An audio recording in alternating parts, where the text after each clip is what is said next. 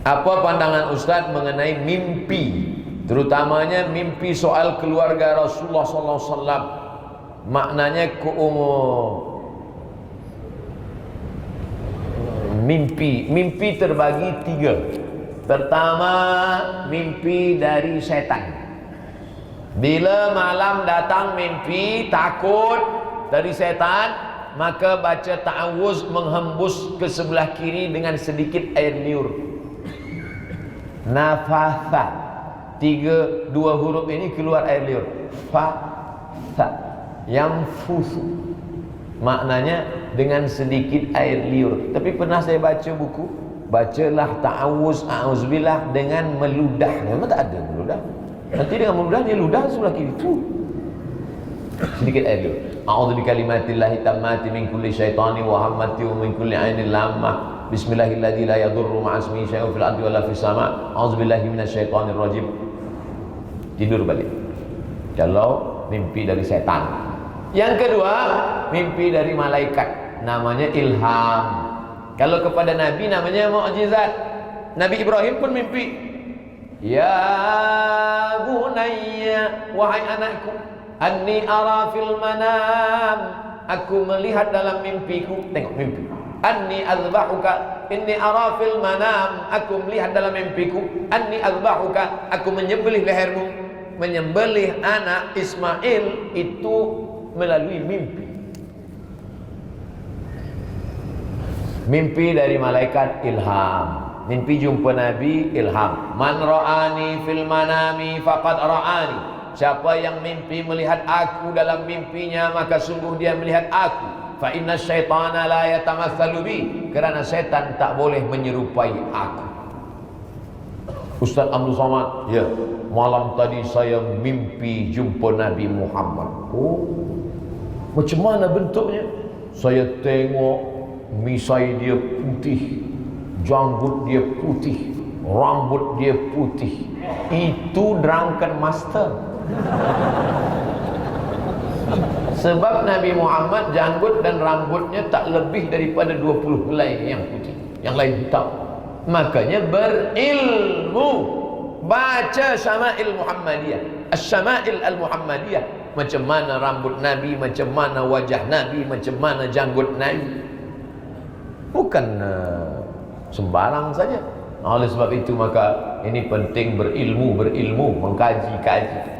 Selepas mimpi melihat Nabi ini, apakah semakin beramal, beribadah, istiqomah, atau menjadi tukang cerita kemana-mana? Aku jumpa Nabi, supaya orang kagum, supaya merasa hebat, supaya itu namanya hubbul jah, hubbus syuhrah, suka populariti, hanya ingin menaikkan diri di hadapan manusia. Na'udzubillah, jangan sampai kita kena macam itu. Bila jumpa mimpi yang baik-baik, simpan baik-baik, membangkitkan semangat, menambah istiqamah. Pertama, mimpi dari setan, na'udzubillah. Kedua, mimpi dari malaikat, berarti ilham dari Allah, dibawa oleh malaikat. Yang ketiga, adghasu ahlam, bunga-bunga tidur. Orang kalau siang dia terpikir-pikir sampai ke malam terbawa-bawa, maka jangan tuan memikirkan artis di waktu siang, nanti terbawa di waktu malam. Puan tu pula dah siap pisau. Oleh sebab itu maka sebelum tidur berdoa kepada Allah, Bismika Allahumma ahya wa amut, baca ayat kursi, Subhanallah 33, Alhamdulillah 33, Allahu Akbar 33, serahkan diri pada Allah. Andai aku mati malam ni ya Allah, mati dalam keadaan husnul khatimah. Baik lagi kalau berwudu, solat witir sebelum tidur. Tapi kalau dia nak witirnya nanti malam putus selepas tahajud, baik. Tapi kalau dia witir sebelum tidur, malam nanti tahajud saja, tak usah witir lagi. La witrani fi lailatin, tak boleh witir 2 kali dalam semalam. Apa nasihat Al-Fadhil Ustaz kepada anak-anak muda tentang bab siasah politik dalam suatu negara demokrasi? Politik ni haram. Pemuda-pemuda jangan ikut politik. Yang penting kita solat, puasa, zakat, haji, umrah. Solat, puasa, zakat, haji, umrah. Akhirnya politik diambil orang lain. Maka pemuda-pemuda mesti ikut politik, mesti ada faham politik. Awak belajar di mana? Fakulti Politik. Bagus. Sebab dia nanti akan menggantikan orang-orang yang hari ini sudah tua, mereka meninggal dunia, maka bangkitlah pemuda-pemuda. Mereka akan menjadi menteri, mereka akan menjadi prime minister, mereka akan menjadi, tapi dalam hati mereka iman yang kuat. Seandainya doamu makbul, tapi doamu itu cuma satu sahaja, jangan minta suami yang saleh, karena tak mungkin berbagi dengan orang lain.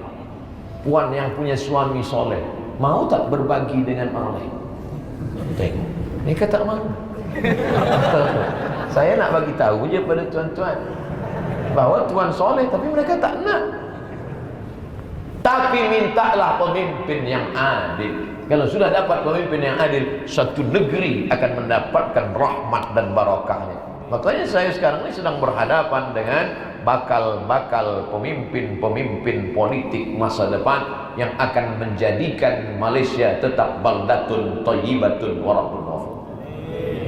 Jangan tinggalkan politik.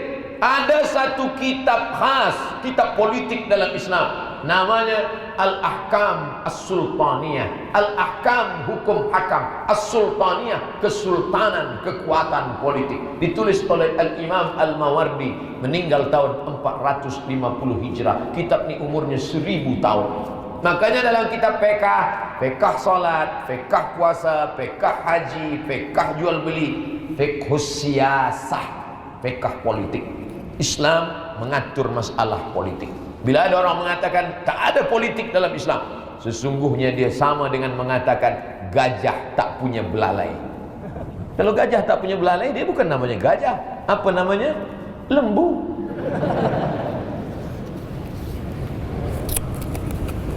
Bagaimana cara membalas kebaikan orang tua kita yang sudah meninggal dunia? Datanglah saat menjumpai baginda Nabi Muhammad sallallahu alaihi wasallam. Ya Rasulullah, ummi matat, ummi mak saya matat, meninggal dunia. Afa atasaddaqu anha, kalau aku bersedekah, apakah sedekahnya sampai pada almarhumah, Allah yarhamha? Kata Nabi, tasaddaq, bersedekahlah, sedekah kau sampai. Ayu sadaqatu afdal, apa sedekah yang paling afdal? Saqiyul ma, bagi air minum. Yang paling afdal bagi air minum. Apa kata Sa'ad? Ahfiru bi'ran, kalau begitu aku balik nak menggali perigi. Dia tak berfikir panjang. Nabi kata pahala engkau sampai pada mak engkau, dia balik terus saja menggali perigi. Ahfiru bi'ran, aku gali, pahalanya mengalir. Maka saya sembahyang di beberapa masjid di Semenanjung, saya tengok ada tinggi box. Tinggi box, bila kita ambil satu air, keluar yang baru, ambil lagi, keluar baru. Begitulah amal jariah mengalir. Oleh sebab itu, bila ada mak ayah meninggal dunia, wakafkan ni tempat air, ini tempat air minum, ini untuk menolong fakir miskin, ini anak yatim, belikan makanan, belikan pakaian. Itu akan sampai kepada bakti orang tua yang sudah meninggal, ibu bapa. Bolehkah sembahyang orang yang bertato? Tato tak menghalangi wudhu. Yang ada tato di tangan, di kaki, di kening, ada tato di sini, dia buat ni hitam sikit, dia nak macam artis-artis. Maka lepas tu dia berwudhu. Sekarang ada pula tato ni di tepi wajah sini. Yakuza, Jepun, semua bertato.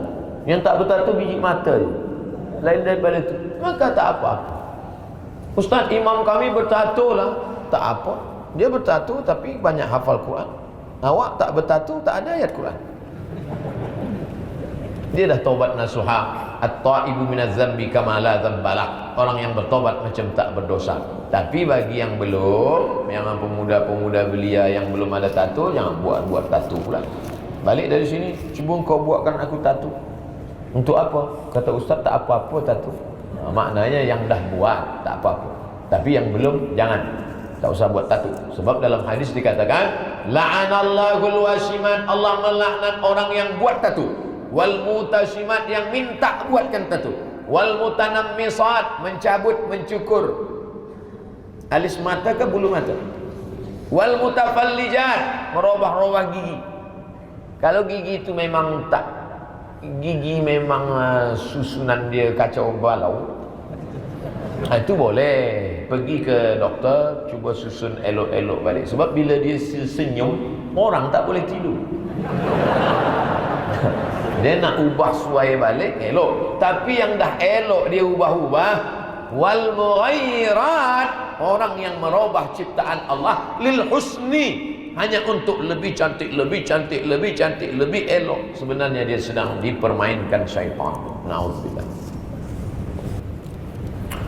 Ustaz, saya belia sudah hidup 23 tahun. Dekat macam saya. Saya lahir 77, sekarang 2019, umur 24. Sering bermaksiat, selepas tu saya taubat balik, lepas tu maksiat balik, habis itu taubat balik. Ini namanya taubat sambal belacan. Pedas, taubat aku makan, esok ulang balik.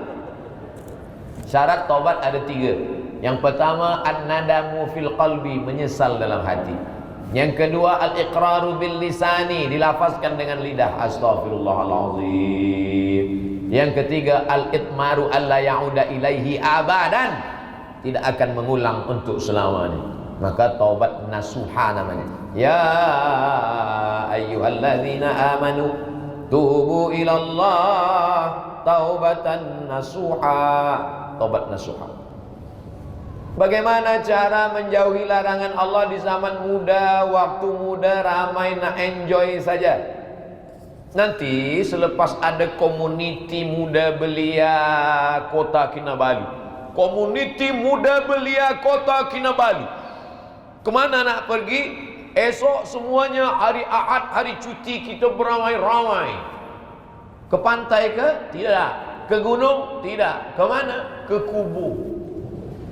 Menengok orang masuk ke liang lahat, masuk ke dalam, hidung ditempelkan ke dinding tanah. Orang kalau mati, jasad tu miring ke kiblat, kepala di sini, kaki di sini, jasad miring supaya menghadap ke kiblat. Masuk ke bawah supaya nak terasa bagaimana. Saya berjumpa dengan orang, badan dia tegap, bertatu, telinga, lubang subang telinga dia hampir nak sebesar lubang hidung. Saya ni orang jahat dulu, Ustaz. Dalam hati saya nampak tanda-tandanya. Tapi kemudian saya bertaubat, Ustaz. Macam mana cerita tuan taubat? Masa tu mak saya meninggal dunia, saya tegak di tepi kubur. Masa saya tegak tu macam ada orang tolak dari belakang, jatuh saya ke dalam. Waktu jatuh tu terasa sejuk dari kaki. Selepas naik ke atas tubah, saya pun rasa nak ingat mati saja, Ustaz. Jadi menengok kubur, itulah maknanya wa kafa bil mauti wa'iza, cukuplah kematian sebagai nasihat. Kadang nasihat tazkirah tak masuk ke telinga, tak masuk ke telinga, tapi manakala menengok dengan mata, oh begini mati rupanya, itu membangkitkan. Anak-anak muda, muda belia, tengok orang sakit, tengok orang mati. Saya tengok orang kena kanser leher berlubang, kanser mata, kanser perut, kanser dada. Menengok tu, ya Allah. Saya tak ada orang bagi tazkirah pada saya, tak ada bagi nasihat. Tapi manakala menengok, ini nasihat dengan mata kepala. Lepas dari sini, muda-muda belia pergi hospital semua, tengok orang sakit. Bila security tanya, awak nak apa? Nak tengok orang sakit. Siapa? Semua yang sakit saya nak tengok. Itulah tazkirah kita pada pagi ini. Mudah-mudahan mendatangkan manfaat.